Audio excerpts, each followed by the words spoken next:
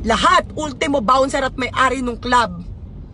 Iisa sinasabi, sinisigaw ni Daryl Borja Ruiz, aka Skastokli, na pokpok ako.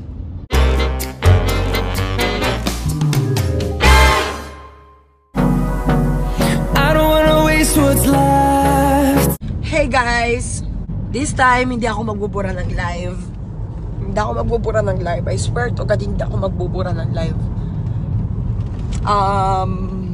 Gago ka ha. Wala akong ginagawa sa'yo, nananahimik ako ha. Sa sobrang bidar nung idol nyo, gumagawa ng shit para mapansin ko. So this time, sige, napansin na kita. Putang ina mo, napansin na kita. Sobrang napansin na kita. Papansin eh, pansinin.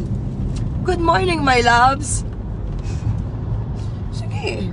Tangina mo nga, brutalan pala. Gusto mo, pahiyaan gusto mo ha. It's your boy, Tulu boy. Paramihin natin viewers, sige. Bibe, kasi yung idol nyo si Skastokli, nando doon sa lugar kung nasan ako. And then, siguro matagal. Nagsayaw kami ng ate ko, Alex. Nagsayaw kami. Wala akong ginagawa. Hindi ako nagpapansin sa kanya. Never ako nagpapansin sa kanya. Kasi wala naman akong pakialam eh. Siya nga ito nagmamakaawa sa akin eh. Kinukulit niya ako na gusto niya ako makita, gusto niya ako makausap.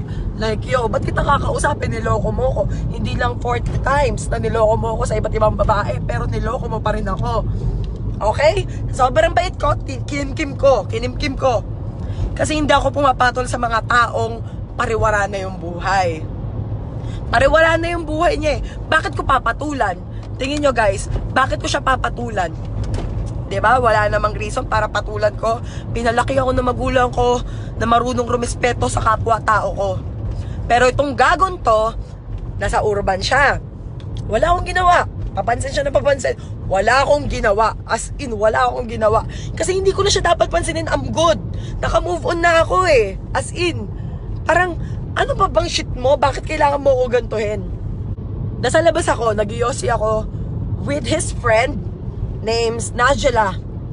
Friend nung ex-girlfriend niya na fina-follow ko sa IG, na finalo ko rin. Finalo ba ko? Tapos natuwa sa akin kasi nga alam nung tao na totoong tao ako. Finalo ba ko? Nakita ko na minention niya ako sa story niya. Pagka-mention sa akin doon sa story niya, syempre natuwa ako. Sabi ko, andito ka pala ate, saan ka? Nakita kami sa labas. Nag-yosi kami sa labas.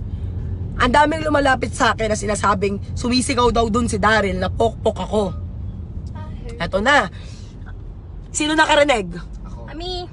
Hindi porket karamay ko to. Eto na yung pakikinggan ko. Lahat, ultimo bouncer at may-ari ng club. Iisa sinasabi, sinisigaw ni Daryl Borja Ruiz, aka Skastokli, na pokpok ako. Nasa labas ako. Lumapit yung best friend kong bakla. Zainab, halika dito, bilisan mo. Ayaw kong umalis kasi may kausap ako. Pero kinausap ako na maayos. Okay. Sabi ko, ano ba yun? Sumisigaw doon si Daryl na pokpok ka daw. Oh, pokpok ako? Kailan? Pagkasigaw niya doon, lumapit ako. Paglapit ko, umakit ako. Nasa taas sila eh, nasa baba ako. Stay on the right. Right ka lang, Ted. Right lang? Left pala, left. Left. Sumisigaw siya ng pokpok ako. Okay, pokpok ako ha, sige. Paglapit ko sa kanya, sinong nagsasabi ditong pokpok ako? Sagot niya, no one. No one! Ulol. No one. Tinuloy ko. Sinumbot ko lahat sa kanya ng dapat ko isumbat. Hindi ako nagsalita kasi mabait akong tao. Mabait akong tao. Hindi ako nagpapa-fame. Wala akong pakialam kung sinong gusto ako sa hindi ako gusto. Wala akong pakialam. Pero putang ina, gagaguhin mo ako na wala akong ginagawa sa'yo? Anong reason mo? Anong shit mo? Porket ano? Porket di kita pinapansin? Ha? Porket di kita pinapansin na ayaw na kitang balikan kasi marumi kang lalaki? Sabi niya, pokpok ako. Binali ko sa kanya ngayon. Sinong pokpok sa atin ngayon? Sino ba talaga yung pokpok sa atin ngayon? Babae ako. Karaniwang tinatawag na babae, pokpok. Pero siya, literal, pokpok na lalaki yun. Hindi ko buburahin tong live na to. I swear to God, hindi ko buburahin. Wala akong pakialam kung mag-viral o hindi. Wala akong pakialam kung malaman ng lahat o hindi. Wala akong pakialam. Basta mapagtanggol ko yung sarili ko. Gago eh. Gago yung idol nyo, literal na gago. Wala akong ginagawa. Di ba sana kung may ginawa ako eh. Kung may ginawa ako, acceptable pa yun eh. Kaya lang hindi eh. Wala akong ginawa. Bakit kailangan mo ako ganunin? Di ba? Hindi ako bad mood, guys. Hindi ako bad mood. Sobrang all good. I'm good. Literal lang, I'm good. Nag-e-enjoy ako. Nag-aayos ako sa sarili ko kahit na nandoon siya. Siya yung papansin na papansin. Wala akong ginagawa. Hindi mo nga siya pinapansin eh. Yun nga eh. Yun nga yung masama eh. Hindi ko siya pinapansin. Bakit kailangan mo magganon?